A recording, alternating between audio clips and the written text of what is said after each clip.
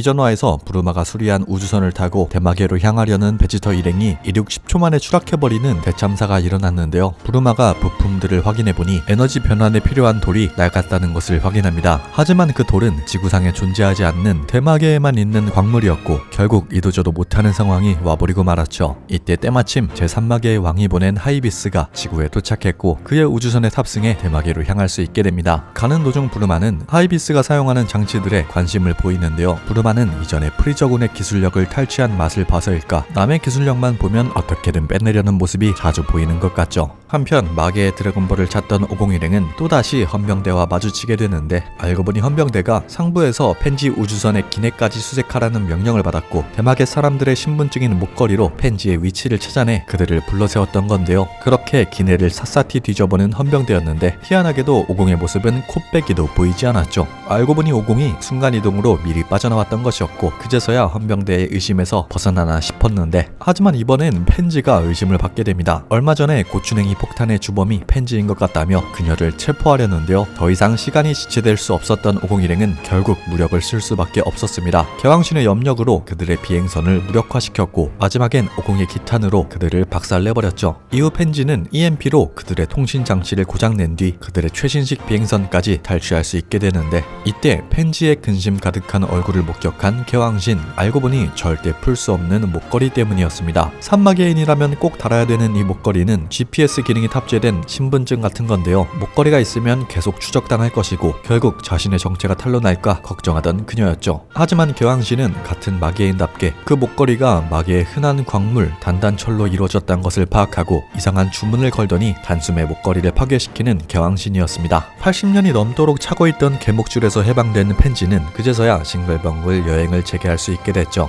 그렇게 구슬신이 있는 곳까지 도착한 50은 먼저 굶주린 배부터 채우고 화장실에서 볼일 보고 물까지 내리는 60이 아닌 50스러운 모습을 보이며 드디어 싸울 준비를 마쳤는데요. 이후 삼구슬신에게 드래곤볼을 갖고 싶다고 말하니 곧장 싸움이 시작됩니다. 20년 만에 구슬신이 싸우는 모습에 온 주민들이 나와서 구경하는데 삼구슬신은 자신의 무기인 망치를 휘두르며 50을 상대했고 50은 시그니처 무기인 여의봉을 휘두르는데요. 8화의 절반은 50대 구슬신의 고퀄리티 전투씬으로 구성되어 있으니 꼭 보시는 것을 추천드립니다. 이후 비장의 필살기 에네르기파까지 사용한 50 결국 그 강한 데브라도 이기지 못한 제3 구슬신을 쓰러뜨리는 데 성공합니다. 근데 구슬신은 생각보다 구질구질했죠. 마지막 승부로 야바위를 제안했고 맞추면 진짜 드래곤볼을 주겠다는데요. 50은 그 제안을 수락했고 구슬신은 기다렸다는 듯 미친 듯한 속도로 컵을 돌리기 시작하는데 결국 동체시력 넘버원 50도 정답을 놓쳤나 싶었죠. 멍한 표정으로 정답을 맞추지 못하고 있었는데 이때 갑자기 50이 뒤를 가리킵니다. 알고 보니 볼은 그 어느 컵에도 없었고 구슬신이 야바위 도중 뒤로 날려버린 것을 엄청난 동체시력으로 포착했던 것이었죠. 그렇게 두 손 두 발 다 든 구슬신은 생애 최초로 드래곤볼을 50에게 넘겨줄 수밖에 없었고 50에게 너는 공정한 놈이다 라며 인정하는 듯한 모습을 보이는데 본인이 졸렬하게 야바위까지 시키고 심지어 정답도 선택지에 없었으면서 누가 누굴 인정한다는 건지 모르겠네요. 이후 마을 사람들의 환호 속에서 금이환영하는 50이었는데 그 상황에서도 아린스와 내통 중인 글로리오였습니다. 50이 꽤나 강한 모습을 보여주며 제3 드래곤볼을 탈취했다는 정보를 누설했고 그 말을 들은 아린스는 잘하고 있고 계속 그렇게 해달라는 수상쩍은 말을 남길 뿐이었죠. 통화를 마친 아린스는 웬 할머니와 수상한 물약을 만들고 있었습니다. 그들의 대화를 들어보니 아린스는 베지터가 마인부우와 자폭했을 때 당시 떨어져 나간 마인부우의 살점을 호리병에 담아왔었고 할멈은 그 살점을 첨가한 무언가를 만들고 있는 듯 보였는데요. 알고 보니 이 할멈 바비디의 아빠 비비디의 사주를 받아 마인부우를 만든 장본인이었습니다. 아린스는 그 할멈을 이용해 자신만의 부하를 만드는 중이었던 것인데 이후 마지막 재료로 아린스의 체액을 첨가했고 마침내 정체불명의 존재가 탄생하게 되며 드래곤볼 다이마 8화가 종료됩니다. 확실히 드래곤볼 다이마는 돈과 시간을 쏟아부은 애니라는 것이 느껴졌습니다. 많은 분들이 드래곤볼 슈퍼처럼 갈수록 작화가 구려질 것이다 예상하셨겠지만 8화까지도 작화가 안정적인 것을 넘어 초월적이라 느껴질 정도였죠. 또한 8화를 집중해서 보셨다면 50이 구슬신과의 전투 도중 기를 발산시킬 때 초사여인2로 변했다는 것을 눈치채셨을 것입니다. 초사여인2는 드래곤볼 슈퍼에서 사실상 폐기 처분되었지만 다이마에서 보니 상당히 반가웠고 근본력이 상승하는 기분이었네요. 그리고 새로운 보스 캐릭터에 대해서 대해서 많은 추측이 오가고 있는데요. 드래곤볼 파이터즈에서 많은 인기를 끌었던 인조인간 21호가 나오는 게 아니냐는 건데, 그럴만도 한 게 일단 아린스의 DNA가 들어갔으니 여성 캐릭터일 것이고, 부우의 DNA도 들어갔으니 부우의 세포를 기반으로 만들어진 21호와 비슷한 캐릭터가 나올 확률이 높아 보이긴 하죠. 이렇게 8화까지 연재하면서 정말 수많은 떡밥들이 뿌려지고 있는데요. 초반엔 빌드업 쌓다가 후반에 다 터뜨려버리는 근본 드래곤볼의 특성이 과연 다이마에서도 나올 수 있을지, 저는 다음에 9화 10화 리뷰로 찾아뵙도록 하겠습니다. 재밌게 보셨다면 구독, 좋아요 한 번씩 부탁드립니다.